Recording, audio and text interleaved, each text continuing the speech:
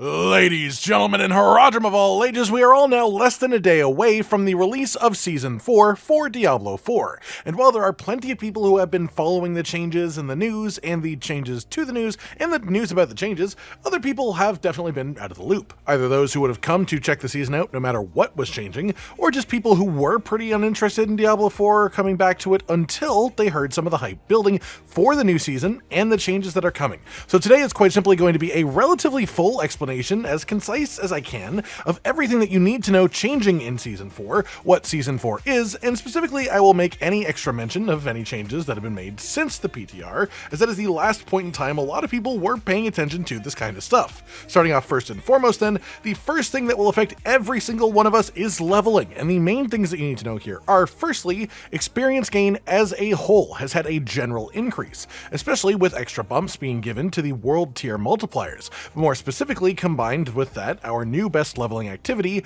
is not only different, but far more effective than the previous ones, and it's the brand new form of Helltide, which we will talk about the changes to in a moment, but this doubles up incredibly well, as we know for a fact that the seasonal quest line will be tied to the Iron Wolves, and the seasonal mechanic is essentially a reputation system for them, a reward system for interacting with Helltide. So essentially this time around, the most actually efficient way to level should just genuinely be to follow the season questline through Helltide specifically.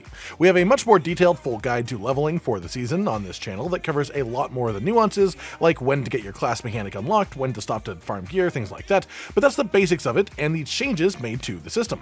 Moving past that, we should talk about Helltide specifically, and what has changed about them to make them the best leveling experience in the game. Well, first up, of course, they are now available in World Tier 1 and 2, so we actually can use them for leveling in the first place. They have also had a density increase across the board, as well as an increase to the amount and variety of events or enemy spawning interactables across the region, such as these new things that you can click on and they'll have a circle around them, and you just sort of have to stay inside of them as long as you can survive, while it spawns bigger and bigger waves of enemies and more challenging ones, while also dropping tons of cinders and experience as it happens.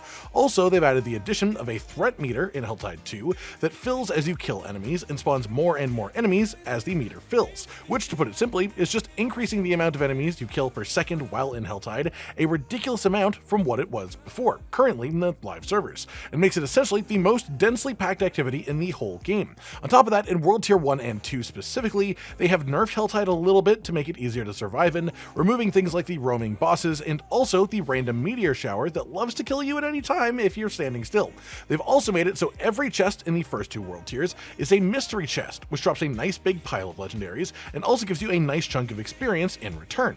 In World Tier 3 and 4, the old chests and meteor storms still return, but you get all of those other changes too. On top of that, there is a new Blood Maiden altar boss summon. This essentially works like the Season 2 vampire altar in the Blood Harvest. Put in some resources that you gather during your Helltide, spawn waves of enemies, and then a boss. In the PTR, this dropped pretty solid amounts of loot for the time and investment that you spent on it, but in the developer stream last week, what they said was they actually increased the rewards from this as well to make it feel even more worth your time and attention.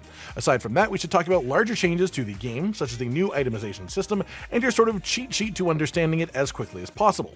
Rare items are useless now compared to legendaries because they have less affixes. Rare items will at most spawn with 2 affixes, legendary items will spawn with 3 as a base. The old upgrading system for gear is gone, but enchanting still works mostly the same way, though with lower costs and capped increases. Legendary items can have up to 3 affixes on them by default now, but each of these affixes is a higher value than they were in the old system, and they've also removed a lot of the more specific sort of extra junk affixes from the standard drop pool, instead moving them to the tempering system, which we'll talk about in a moment. But first, let's talk about greater affixes. When an item drops in this new system, if it has this symbol on its name, that means it has a greater affix on it. Look at this and you will see one or more of the affixes on the item at 150% the value of a normal maximum roll.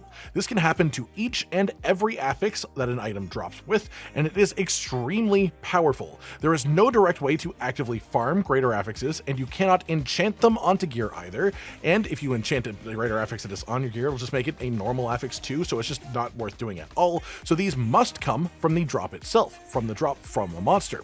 But from my own Feelycraft conjecture, I will say I was getting a larger percentage of greater affix gear from doing the level 200 Torment boss ladder bosses than I was from doing other activities in the season. The next thing is one that you have actual control over though, which is tempering. As you level up and kill enemies, enemies, you will find tempering manuals. These can come from a variety of different activities in the game, from complete RNG, and will have some through the seasonal interactions this season too, from the quest line and the journey, but from time spent on the PTR at least, players found that the legendary tempering manuals drop the most from boss ladder bosses. As far as what these actually do then, every item except uniques have 2 tempering slots on them, defined specifically by the piece of gear that it is. You can roll in each slot to put one of the stats from a manual of your choice on that item. It will then roll at random, and you can re-roll it a set number of times, which is called the tempering durability, which you see on screen here. You cannot have 2 of the same type of temper on the same item, so no double weapon tempers on the same item, for example, but if you have multiple different weapons, you can have one of these on each of them. And it's worth noting these are also boosted by double value for being on a 2-handed weapon, like legendary aspects are as well.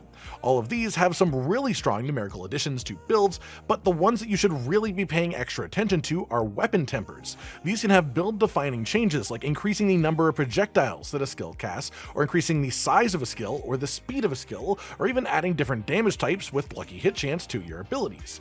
This slot is just extremely high value, and you can start tempering before you reach late game, so you should temper your weapons at the very least if you get a decent one, because the power boost from tempering is just massive.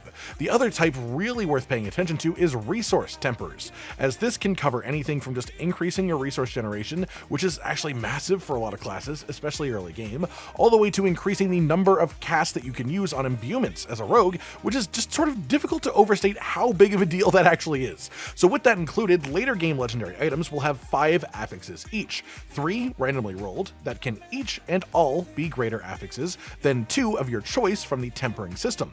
One last tip in relation to tempering: because you cannot temper unique items, a lot of situations in the old system where a unique item might have been worth using, they now actually might not be. The stronger, more build-defining uniques are of course still important, but the ones that were sort of on the edge of being useful are often now being replaced by legendaries in this system, just due to the differences in the number and control over the affixes present. So consider that when putting together your mid to late game builds. Then we have masterworking. This is the final of the 3 steps to upgrading gear. You must temper before masterworking, and masterworking is done with materials that come from the pit, which we will talk about in more detail, but at the low end, the easiest difficulty of that activity has level 100 enemies, so it is quite a late game activity in general, and thus masterworking the final state of upgrading as a result. Masterworking then has 12 tiers, and for the most part works like the old equipment upgrade at blacksmiths, increasing the stats of every affix by a set amount. However, the 4th, 8th, and 12th upgrade will all increase one affix at random by 25%, which is actually pretty massive. In the PTR, this upgrade system did have a failure chance on it, which you'll see in my footage, but since then the developers have actually removed that completely and instead increased the material cost and made it guaranteed. This graph from Wowhead highlights the new costs compared to the old ones, and my only real gripe is that the final tier now costs 250 Neath Iron instead of 30. 30 cost was at 20% success rate, which would make it 1 in 5 on average, which would mean 150 Neath Iron cost on average for that rank.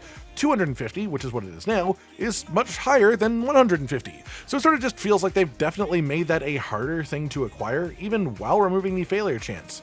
That aside, a neat part of masterworking is because of the random jumps every 4 levels, they have actually allowed us to reset your masterwork progress if you get the wrong affix. Let's say that you really want all of your attack speed from one source. Well, you can get an attack speed roll on a 2-handed weapon, especially better if it drops as a greater affix naturally as well, and then you can roll all of the random masterworking upgrades onto the one stat you want to make it insanely larger than it would have been to begin with. You can do this with things like cooldown reduction on helmets and things like that, or even lucky hit chance, so there are lots of just interesting ways that you can use masterworking to really deeply specialize in pretty interesting ways once you reach that stage of the game.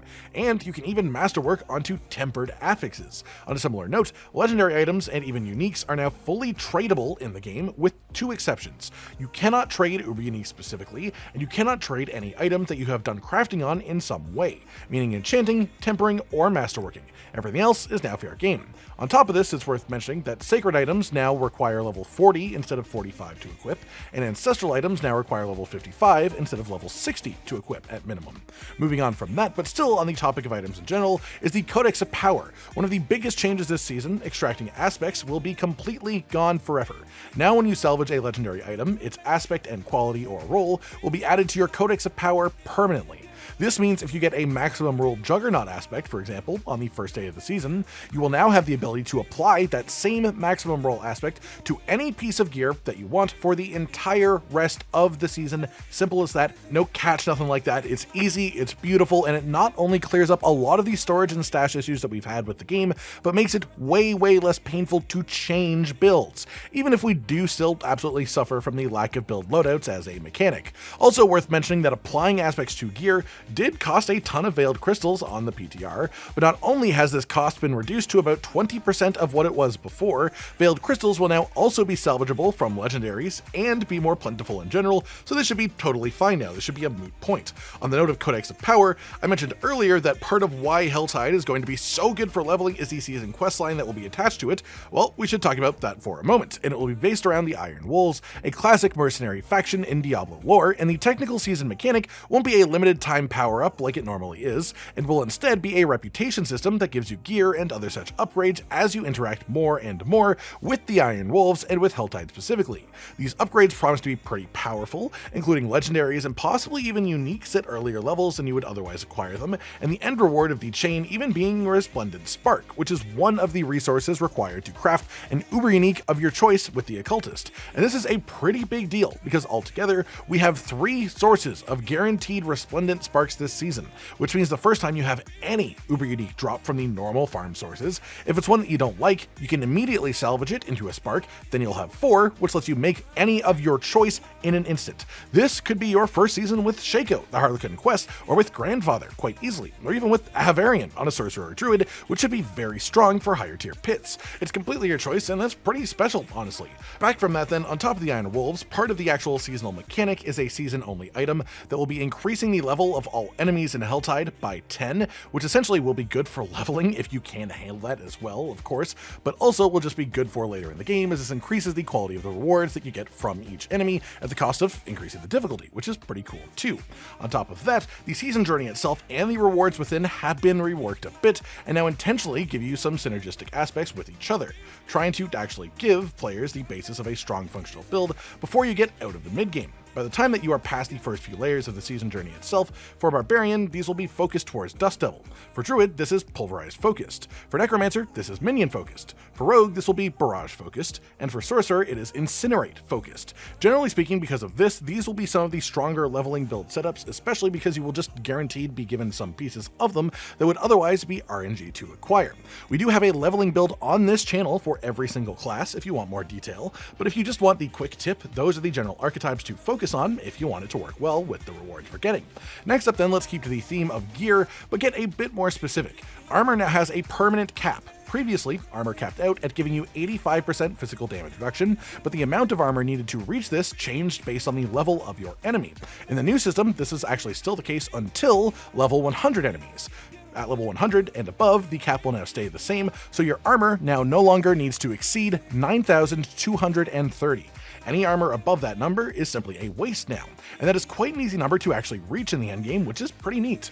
Moving on then, let's talk about full-on new gear and try to keep this relatively concise, so I'll be talking about the new uniques and legendaries coming, but I'll only be talking about the ones that will be actually relevant to powerful builds. Everything else is completely personal choice to use, and there's no problem with that anyways. First up then, we have a new uber unique, Tyrael's Might, in the chest slot, and this one is actually exceptionally powerful, especially because Tybalt's Will, the pants, has been pretty heftily nerfed this season, which means it is now again acceptable to run a legendary item in your pants slot, which opens up chest for a unique slot. Tyrael's Might does a bit of damage anytime that you use a skill at full health, but the base affixes are actually really strong too. All stats, maximum resistance increase is really good, all element resistance, and then just general damage reduction. There's also Yen's Blessing, new unique boots. These have actually been buffed a fair bit since the PTR, so whether it is or isn't worth using now is sort of in need of testing, but this makes any skill cast have a chance to also cast any other skill that you have on cooldown that isn't a mobility or ultimate skill. This can only happen once every 8 seconds. The buffs to this since the PTR should actually make this definitely have a niche in at least some builds, but how prevalent it will actually be is yet to be seen. One of Barbarian's new uniques isn't bad, Twin Strikes. This just makes double swing hit extra times as you use it on repeat, and of course this works well if you're playing a double swing build, but that's about it. Druid got 2 bad uniques, honestly. One is a good effect, but for a pretty irrelevant build, being the back and forth shapeshifter shifter between bear and wolf. The other unique is for landslide builds, but doesn't proc anything from trample slide effects, only from direct manual landslide casts, which is definitely a bit of a disappointment. Necromancer got Ebon Piercer, which makes blight shoot bonus projectiles. This was extremely broken in the PTR, but was fixed up before it comes to live, so we don't know exactly where it will be sitting, but it will still probably be decent. But Necro does definitely have much stronger things than this season. Rogue has Scoundrel's Kiss, which makes rapid fire shoot exploding arrows with area damage as opposed to single target arrows. This has a lot of synergy potential, and it had some pretty messed up projectile trajectory on the PTR, but that has been smoothed out extremely well before release, making this much more worth trying out if you do like the sound of it. Sorcerer has two new pretty solid uniques, one of which is Fractured Winterglass, which makes your frozen orbs have a chance to summon conjuration skills on explosion, and also gives your conjuration skills a chance to spawn frozen orb on lucky hit. This makes a pretty strong build together that will be one of the best sorcerer builds this season in general. It did get nerfed a decent amount since the PTR, but it is still looking relatively strong if that is your cup of tea. Then for legendaries, Barbarian gives Fierce Winds, which is the main basis of the new Dust Devil build this season, which is pretty strong. One of the best handful of bar builds in general this season, really. Rogue gets High Velocity, which makes barrage arrows not only pierce through one enemy each, but also gain bonus attack speed, which is pretty neat too, especially for leveling builds, which will be focused around this for the most part. Then Sorcerer gets the aspect of Tenuous Destruction, which I think will never see any use, and Sorcerers will always want to have at least one defensive skill, so I just think it's funny it exists. But then also the Flamethrower aspect to make Incinerate split into 3 beams, each doing a portion of the normal damage. The fun part though is if you put this on an amulet or a two-handed weapon, it will make each of the 3 beams do more damage than the normal Incinerate would do as a base, which is pretty cool. And this is again going to be important for leveling more than anything else. Moving on from new items then, let's talk new activities, and the biggest one really is going to be the Pit. This is inspired by the Abattoir of Zir from Season 2, a 10-minute timer in the corner, kill things to fill up the bar before the timer runs out. Once the bar is full, you are teleported to a boss encounter. A big difference with this as well is it is not over the second you die one time. You lose increasing amounts of time each time that you die, but you do get multiple chances, and the timer just sort of represents the rewards you get for finishing it. It doesn't just end the activity if you overdo it. It's basically a mastery timer, like events.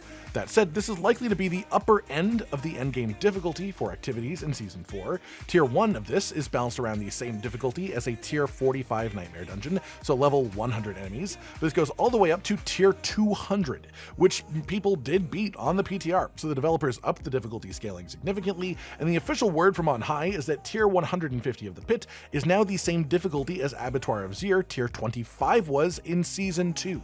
So the idea of someone completing Tier 200 now is pretty wild, but we'll have to see how things settle with our new power systems this season, as players themselves should be much stronger, relatively speaking.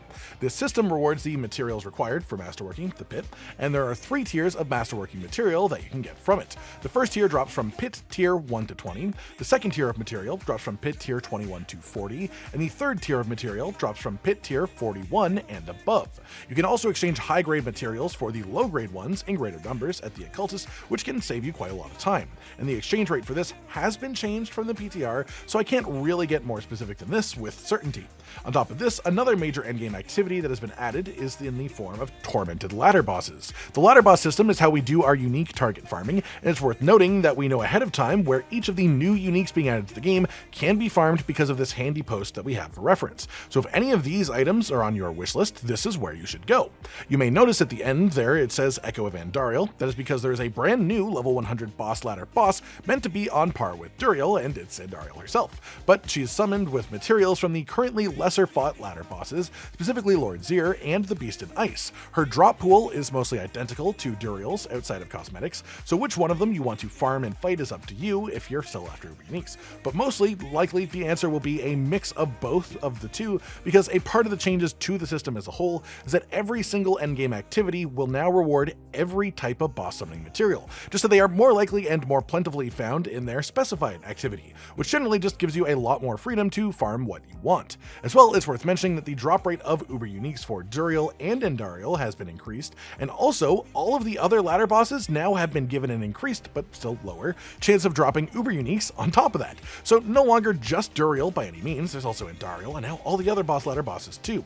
The Tormented boss versions then are a level 200 200 challenge version of each ladder boss. These cost 3 times the normal amount of materials to summon, which is down from 5 times the cost, which is what it was on the PTR, as well as costing some currency that you earn from the pit activity we just talked about.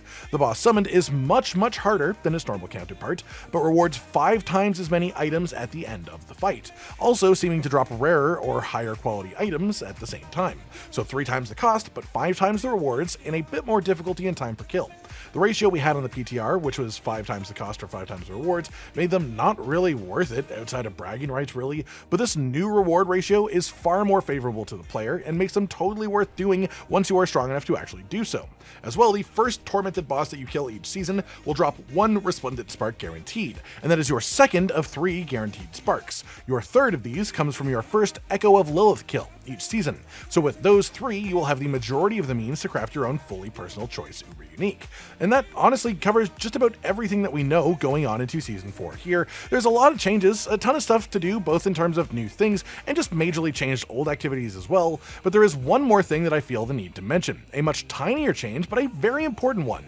There is a new camera distance setting in the menu being added to the game. This includes a far option, which zooms out your camera permanently, not by a massive amount, but by the exact amount where a skeleton crossbow, for example, should at least be on your screen when it one-shots you.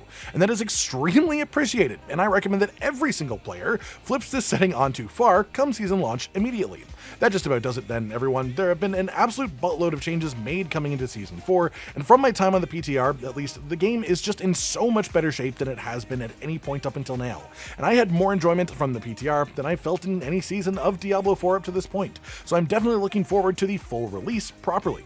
Hopefully this video has helped you out, either catching up on changes that you missed, or just remembering the insane amount of different things that have been done to the game right here, and help you prepare for the season as it comes. Like if you liked the video, subscribe to the notification bell for more, and most importantly, ladies and gentlemen, until next time, stay sweet. Josh, Cotton, and Hollow with the videos, dropping the humor like a hammer on your tippy toes, bringing entertainment on a daily arrangement to take our insanity and turn it into entertainment. Yes, I said entertainment twice, to reiterate that it is nice to look into your faces on a mostly daily basis when you let us in your homes to make the whole world a stage. Goodbye.